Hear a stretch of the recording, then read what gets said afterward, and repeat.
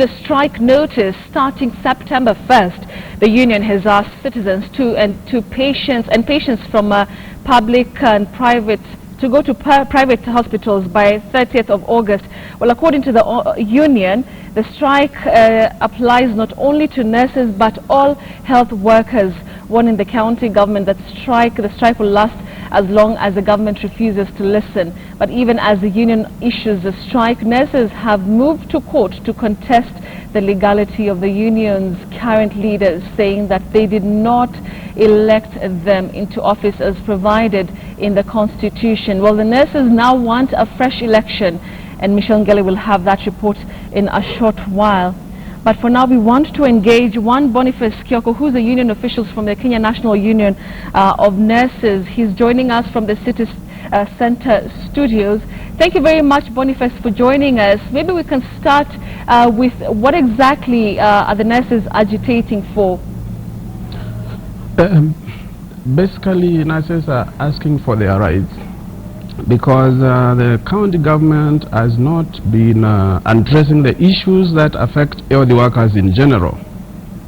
In the first place, we are asking the county government to register and consider promotion and registrations of all officers who have ever since qualified.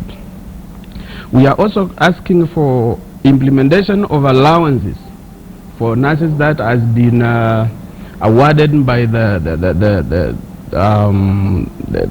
circular by the Salary and the Remuneration Commission. Number 3, we want all health workers to be employed, more health workers, because we have a lot of shortage in all our health facilities. We have shortage in every part of this county, every part of this country. So we need health workers to give service to Kenyans, because our interest is particularly to give quality care, and we cannot achieve unless we have staff doing the same and facilities. We are also asking the government to address the issue of harmonization, because we have health workers who are working for not equal remunerations, despite the fact that they are of the same qualifications. They are working the same area. They are working the same job. Yeah. Then we also ask to have issues of health workers addressed, because we have so many issues. We've got the issue of Pumwani nurses who has been out there, and the county government is undermanned to address their issues, which are basically security and the provision of equipment. Yeah.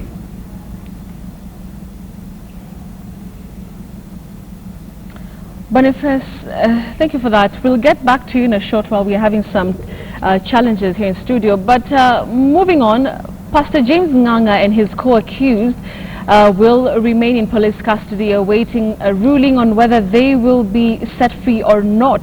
Limuru resident magistrate Timothy Olentachu is expected to make the ruling tomorrow after the defense applied for the bail. The prosecution is, however, against the application. Nganga, who spent the night at the Gigiri police station, has been charged with causing death by dangerous driving, giving false information to a public officer, failing to report an accident, and conspiracy to defeat justice. Nganga was arrested yesterday, moments after he lost a bid to block his detention. 2 senior police officers have also been charged alongside Nganga. The officers are accused of conspiring to defeat justice as well as neglecting duty contrary to the penal code.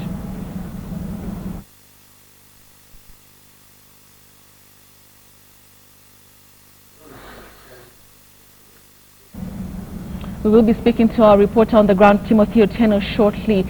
Members of the National Assembly will this afternoon seek to reassert their authority in determining who has the final say in the hiring and firing of commissioners at the Ethics and Anti-Corruption Commission. This is after President Uhuru Kenyatta rejected the MP's bill that sought to send home the Anti-Graft Body Secretariat after Commissioners Mumo Matemu and Irene Keino resigned. In his memorandum, the President gave the Public Service Commission powers to recruit commissioners and had the President President appoints them without approval from Parliament.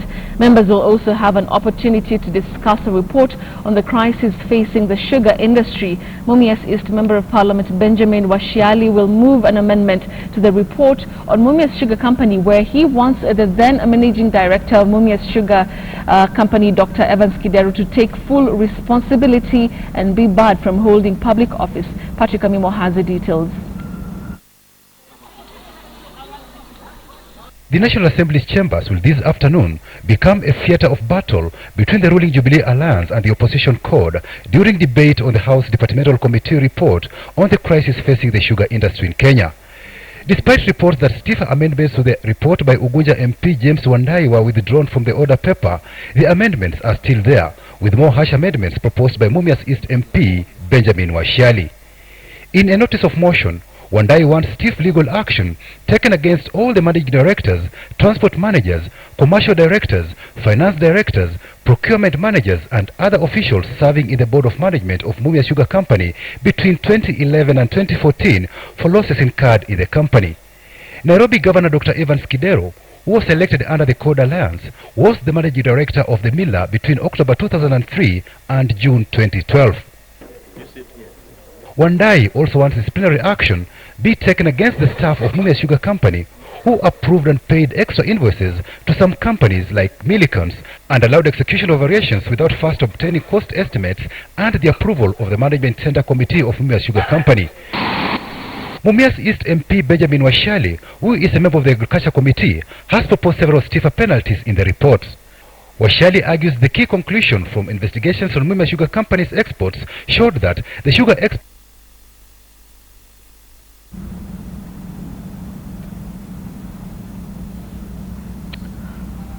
Well, the CORD coalition will this morning embark on a massive campaign in the sugar belt counties to mobilize farmers to oppose the controversial sugar deal allowing Uganda businessmen to import sugar into Kenya.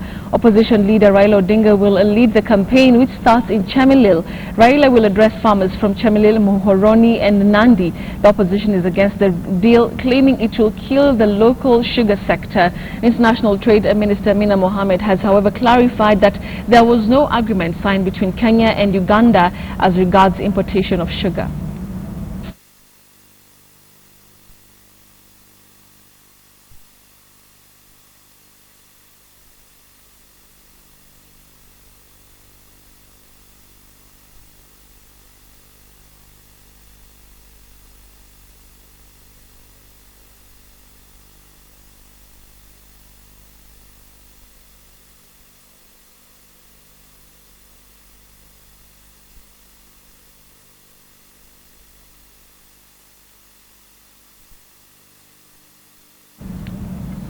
Now, Kenya has launched a treatment that will help individuals addicted to heroin and other opiates. Well, this will make available drugs that will reduce the risk of premature death, HIV, hepatitis B or C, sexually transmitted infections, and other physical and mental health problems.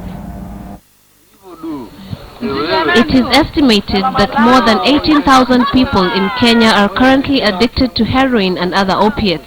The use of these drugs presents a public health problem that includes risk of premature death, HIV, hepatitis B or C, sexually transmitted infections, and other physical and mental health problems. To help save the situation, a medically assisted therapy has been introduced to help opiate addicts reduce usage, eventually stop, and live healthy, productive lives. This is part of a plan by the US President's Emergency Plan for AIDS Relief in conjunction with the Ministry of Health, the National AIDS and STI Control Program, and other stakeholders in the health sector.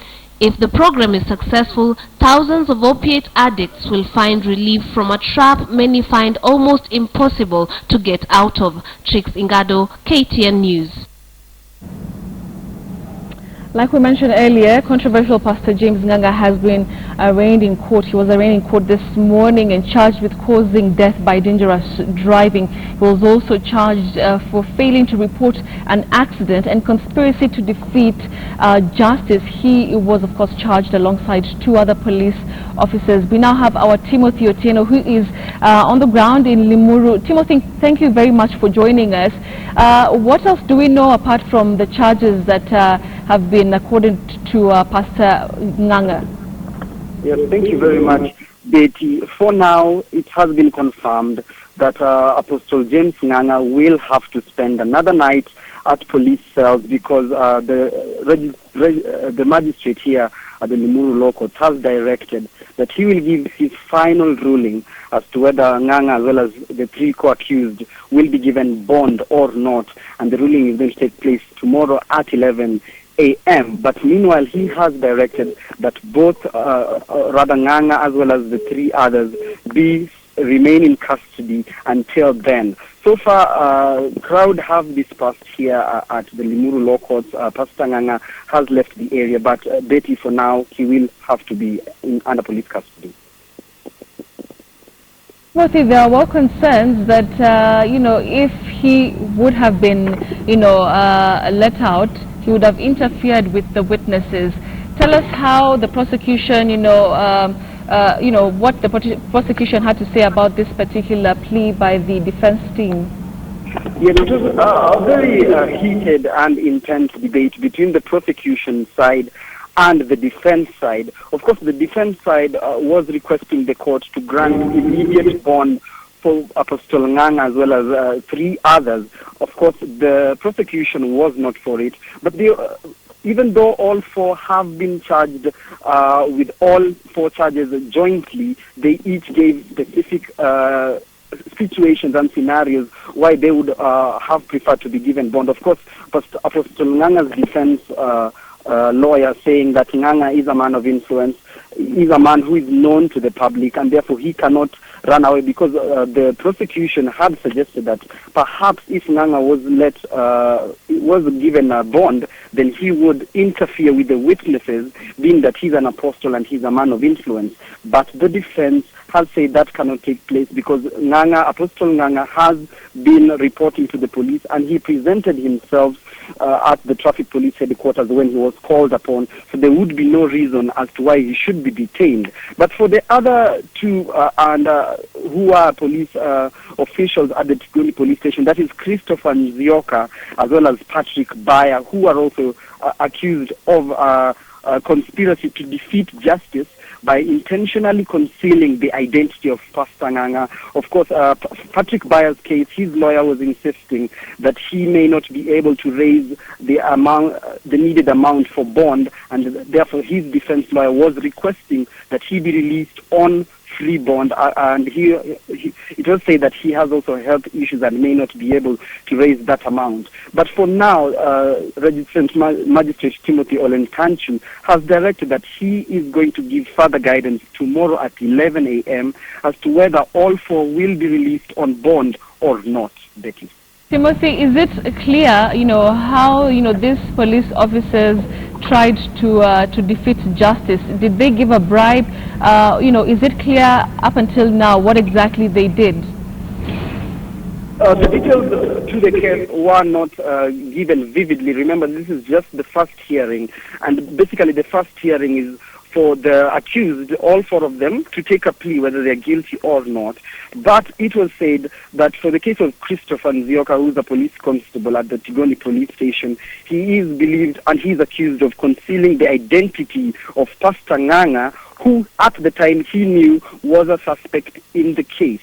So that is specifically for Christopher Nzioka, and that was the only information given in regards to that. But both of them have been accused of concealing their identity. Basically, that means they are accused that they knew Pastor Nganga was a suspect in the accident, but they took intentional steps to prevent his arrest and him being identified by the public at that time. So those are the charges for the two police constables, Betty.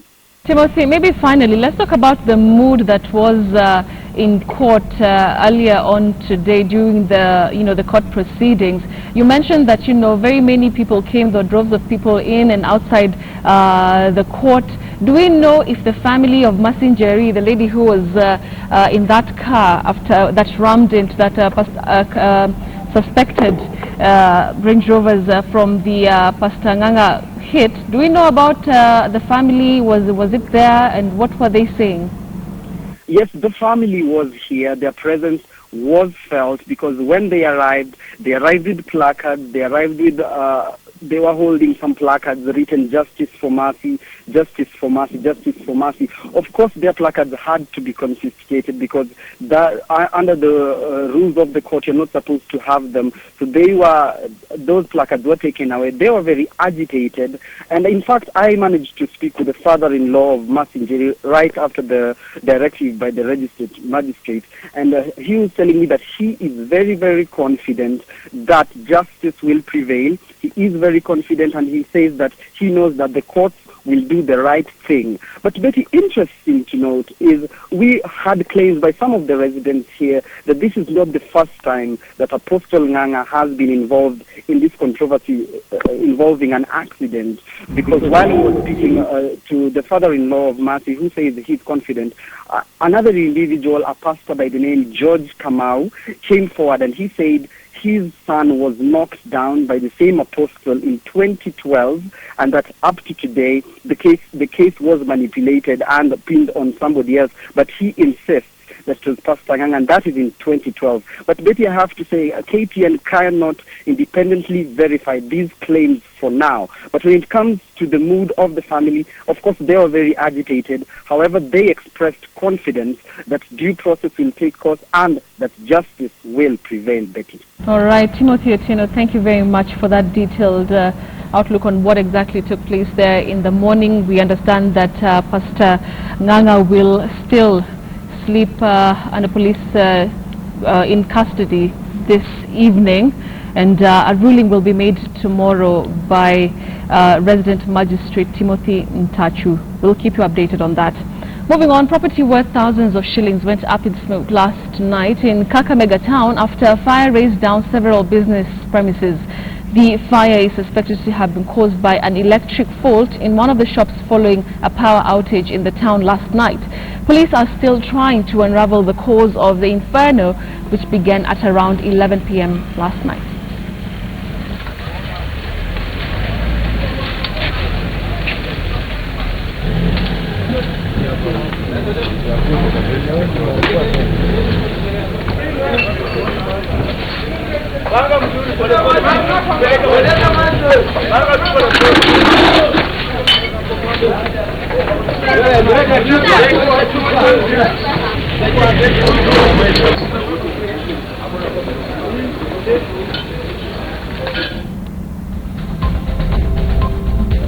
Right, let's take a short commercial. And a very warm welcome back to KTN Newsdesk. We still continue to give you the latest news updates. And of course, the biggest story right now that we are following for you, Pastor James Nganga will spend yet another night in police custody following, of course, his court case that took place this morning. And resident magistrate Timothy Ntachu will make his ruling tomorrow. He has been charged alongside two other senior police officers who have been charged with trying to defeat justice. We continue to, of course, give you the latest on that story in this bulletin. But moving on now, the Kenya National Union of Nurses has today issued a strike notice starting September 1st. Now, the union has asked citizens to remove patients from public to private hospitals by 30th of August. Now, according to the union, the strike applies not only to nurses but all health workers, warning the county government that the strike will last as long as the government refuses to listen. But even as the union issues the strike, nurses have moved to court to contest the legality of the union's current leaders, saying that they did not elect them into office as provided in the constitution. Well, the nurses now want a fresh election, and we have Lenpai Kioko, who is a union official joining us from our city center studio. Thank you very much, Kyoko, for joining us this afternoon. Briefly tell us, what exactly, are the lamentations by the nurses? What are they agitating for? Basically, what we are telling the county government is, one, to promote nurses. There are nurses who are due for promotion and redesignations, which are actually long overdue.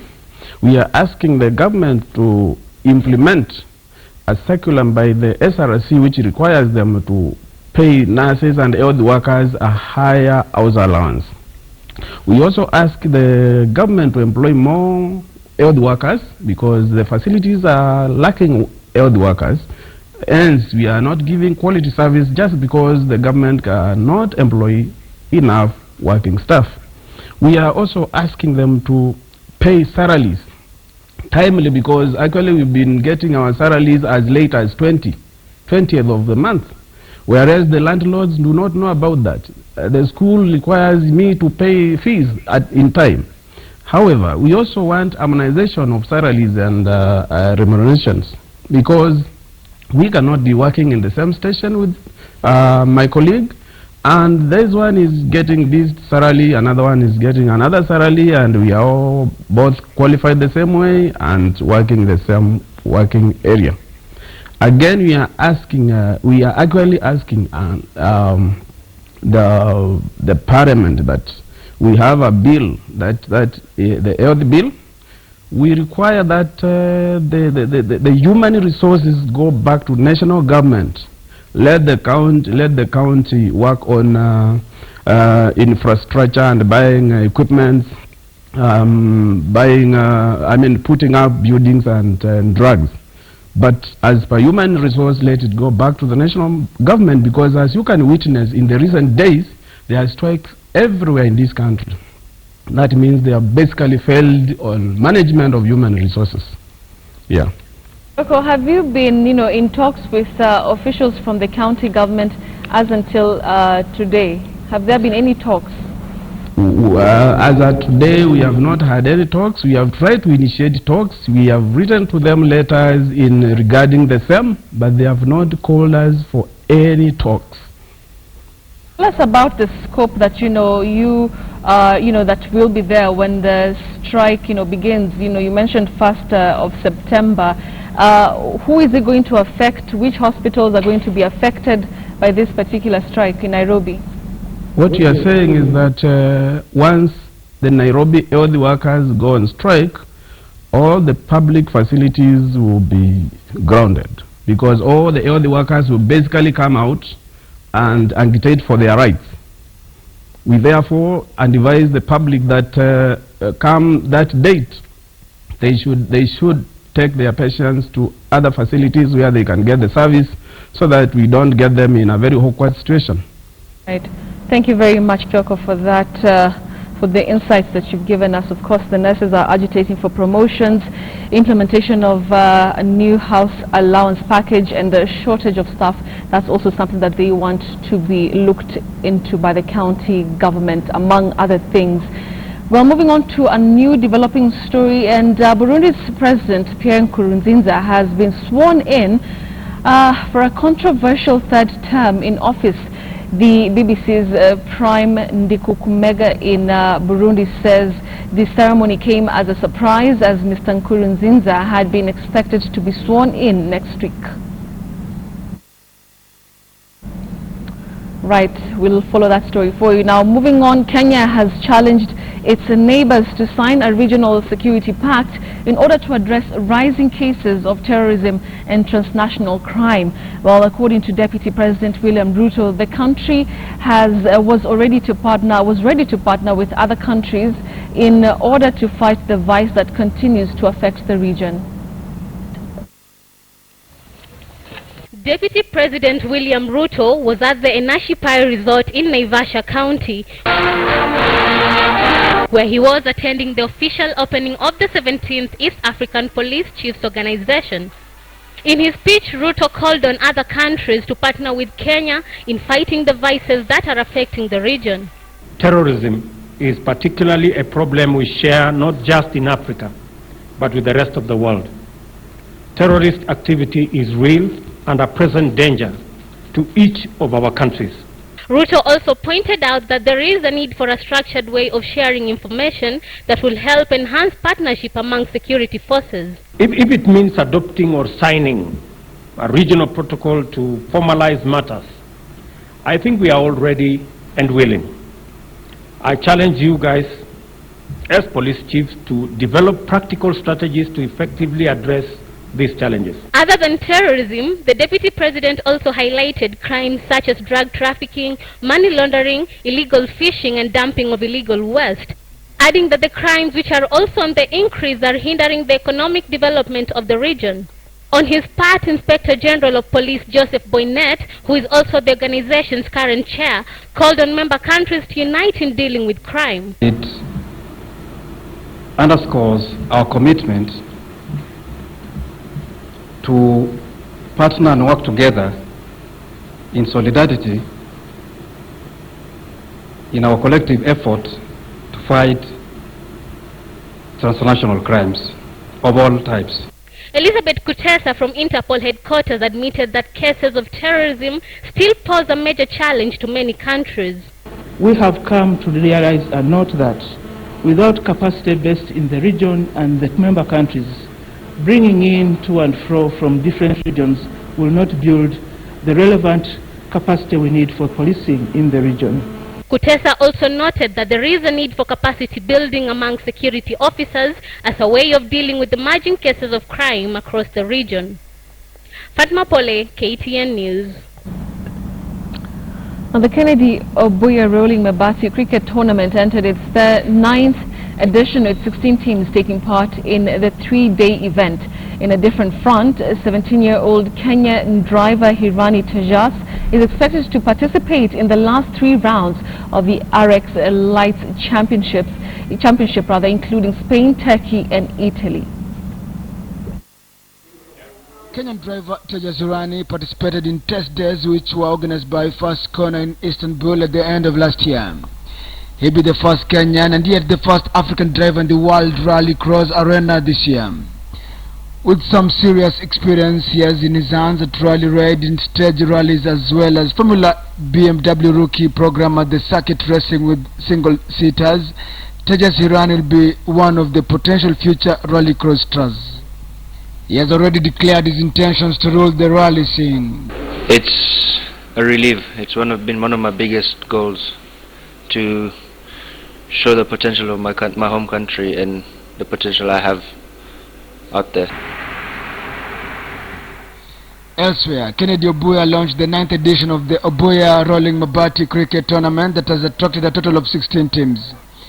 Machakos will be represented by 1 team while the rest will be from Nairobi County. The 3-day event that kicked off on Wednesday will be played on 3 grounds: Simba Union, Jeffrey Academy and Premium School. There will be 4 categories. There will be under 11 which has 4 teams, under 13 has 4 teams, under 15 has 4 teams, and under 19 has also 4 teams. The final is slated for the 22nd of this month. Hassan Juma, KTN Sports. Right, and that story by Hassan Juma concludes our part 1 of KTN Newsdesk. We want you to join us on KTN Newsdesk part 2 that you can only get on KTN News DSTV channel 274, GoTV channel 94 or Zuku channel 14. We have a very interesting discussion this time round talking about, this sugar controversy, the sugar belt rallies that are taking place courtesy of the CORD members, and we will be speaking to Jared Kopio, who's joining us from the City Center studio, and he's going to be telling us more about these rallies that have already begun in that sugar belt. We'll be talking about that in a short while. I'm Betty Callow. Thank you for watching.